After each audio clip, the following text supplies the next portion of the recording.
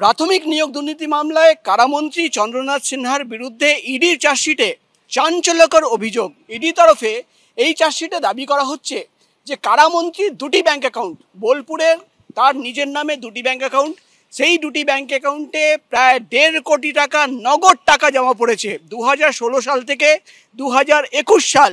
এই 5 বছরে বিভিন্ন সময়ে ধাপে ধাপে 1.5 কোটি টাকা নগদ জমা পড়েছে এবং সেই তথ্য সামনে রেখে যখন মন্ত্রীকে জিজ্ঞাসাবাদ করা হয়, ইডি তরফে চার্জশিটে দাবি করা হচ্ছে যে সেই তথ্য সামনে রেখে জিজ্ঞাসাবাদ করলে মন্ত্রী কিন্তু কোনো সঠিক তথ্য দিতে পারেননি। একদিকে যেমন এই 1.5 কোটি টাকা সোর্স কি, কোথা থেকে আসলো, কেন নগদ টাকা জমা পড়লো, তার কোনো তথ্য মন্ত্রী দিতে পারেননি। এবং চার্জশিটে ইডি তরফে দাবি করা হচ্ছে যে তার বাড়ি থেকে, বোলপুরের বাড়ি থেকে যে 40 লক্ষ টাকা বাজেয়াপ্ত করা হয়েছিল তারও কিন্তু কোনো সঠিক তথ্য ইডির আধিকারিকরা পাননি এবং মন্ত্রী দিতে পারেননি।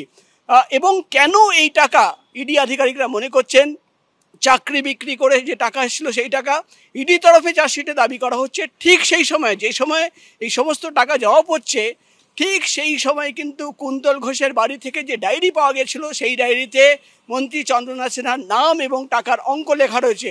অর্থাৎ দুটো মিলিয়ে দেখে ইডি তরফে চার্জশিটে দাবি করা হচ্ছে যে এই প্রায় 2 কোটি টাকা চাকরি বিক্রি করার টাকা।